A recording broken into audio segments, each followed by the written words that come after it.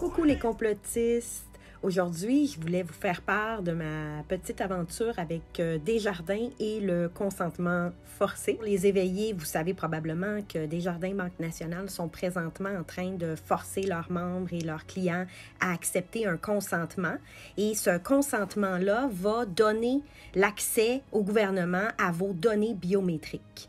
C'est quoi des données biométriques? C'est tout ce qu'il y a en lien avec le visage, les distances entre vos yeux, votre nez, etc. Et c'est pour la reconnaissance faciale. C'est une technologie qui est utilisée, par exemple, dans les téléphones intelligents. Présentez votre téléphone devant vous et il reconnaît votre visage. Donc ça, c'est des données biométriques. Maintenant, les données biométriques vous appartiennent.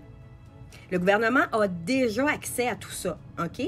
Par contre, bémol, le gouvernement ne peut pas utiliser ces données-là pour vous identifier si vous n'acceptez pas le consentement. Alors moi, je n'ai pas accepté ce consentement-là. J'ai appelé Desjardins, j'ai essayé de confirmer l'information et on m'a clairement dit au téléphone que c'était le gouvernement qui demandait ça et que je n'aurais plus du tout accès à mes services en ligne si je refusais. J'ai donc transféré toutes mes choses ailleurs, dans une autre banque. Moi, j'aime pas la coercition. Ça fait 2 ans que je me bats contre ça. Le fait de forcer les gens à adopter un nouveau comportement ou même prendre une médication ou un traitement expérimental. Donc, je ne vais encore moins accepter de la part d'une banque qui reçoit mon argent pour lequel je travaille. OK? Mais ce qui m'a le plus surpris dans tout ça, c'est que quand j'ai transféré mes choses dans la nouvelle banque, il n'y avait aucun employé qui savait de quoi je parlais. J'appelle les institutions pour essayer de voir et de démêler toute l'information. Et puis, je réalise que même des fois, les employés au sein même de Desjardins ou dans d'autres institutions financières ne savent pas du tout ce qui se passe, là. Je ne sais pas si vous comprenez qu'est-ce que ça représente, tout ça, là.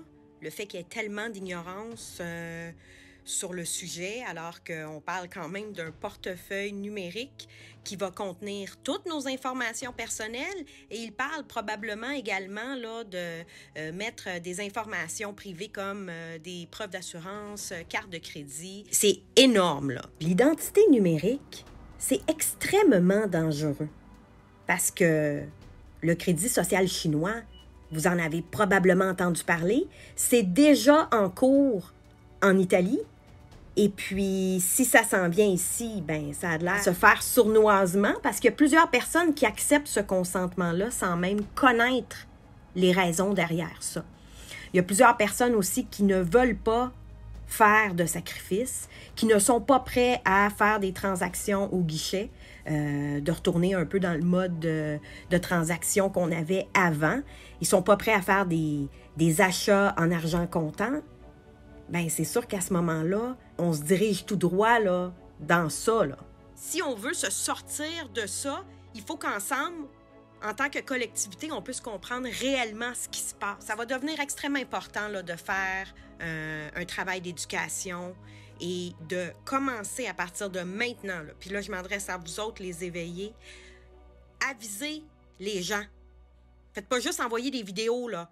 Allez rencontrer en personne votre entourage, là, puis montrez-leur, expliquez-leur c'est quoi. Il faut des explications. Les gens ne comprennent pas ce qu'il se passe. Je pense qu'ensemble, on peut travailler à essayer d'éduquer les gens par rapport à ça. Moi, je fais des vidéos. Il y en a d'entre vous qui en font pas. Vous pouvez quand même aller rencontrer vos proches et leur dire de ne pas accepter ce consentement-là.